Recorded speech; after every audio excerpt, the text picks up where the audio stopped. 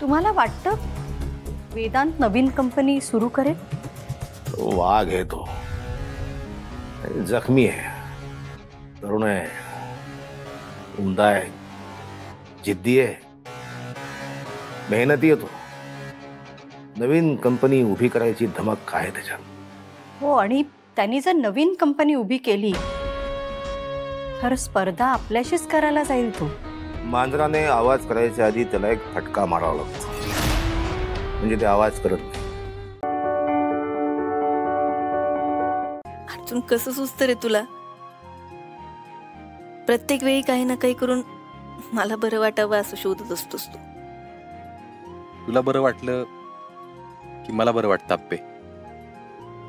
पण आपल्या दोघांनाही एकदम छान तेव्हाच वाटेल जेव्हा ह्या घरात परत शांतता नांदेल.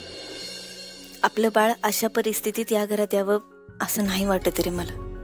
पण आपण करूया, आपण दोघं मिळून सावरूया. आपण दोघे एकत्र असल्यावर काहीही सावरू शकतो हा विश्वास आलाय आता मला. मलाही.